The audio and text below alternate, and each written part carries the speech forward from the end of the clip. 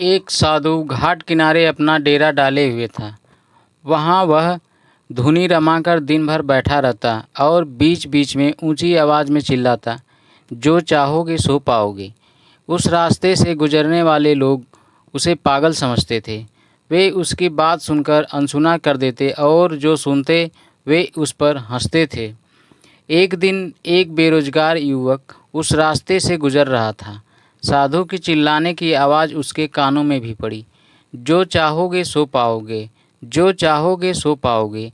ये वाक्य सुनकर वह युवक साधु के पास आ गया और उससे पूछने लगा, बाबा, आप बहुत देर से जो चाहोगे सो पाओगे चिल्ला रहे हो। क्या आप सच में मुझे वो दे सकते हो जो मैं चाहता हूँ? साधु बोला, हाँ बेटा, लेकिन पहले तुम मुझे ये बताओ कि तुम पाना क्या चाहते हो। बाबा, मैं चाहता हूँ कि एक दिन मैं हीरों का बहुत बड़ा व्यापारी बनूँ। क्या आप मेरी ये इच्छा पूरी कर सकते हैं? युवक बोला,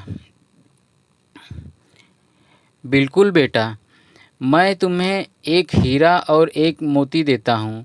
उससे तुम जितने चाहो हीरे मोती बना लेना। साधु बोला। साधु की बात सुनकर युवक की आंखों में आशा की ज्योति चमक उठी। फिर साधु ने उसे अपनी दोनों हथेलियां आगे बढ़ाने को कहा। युवक ने अपनी हथेलियां साधु के सामने कर दी। साधु ने पहले उसकी एक हथेली पर अपना हाथ रखा और बोला, बेटा, ये दुनिया का सबसे अनमोल हीरा है। इसे समय कहते हैं। इसे जोर से अपनी मुट्ठी में जकड़ लो। इसके द्वारा तुम जितने चाहो उतने हीरे बना सकते हो।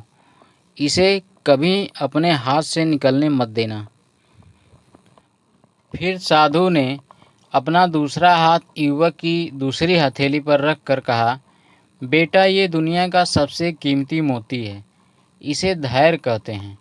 जब किसी कार्य में समय लगाने के बाद भी वांछित परिणाम प्राप्त ना हो तो इस धैर्य नामक मोती को धारण कर लेना चाहिए।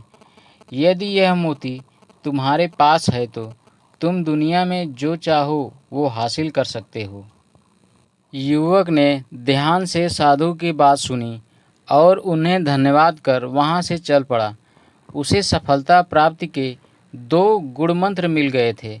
उसने निश्चय किया कि वह कभी अपना समय व्यर्थ नहीं गंवाएगा और सदा धैर्य से काम लेगा।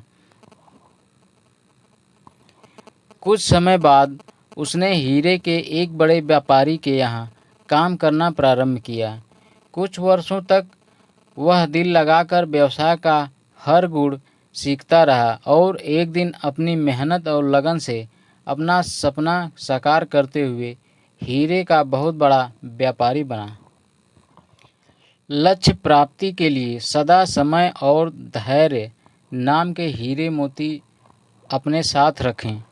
अपना समय कभी व्यर्थ न जाने दें और कठिन समय में धैर्य का दामन ना छोड़ें।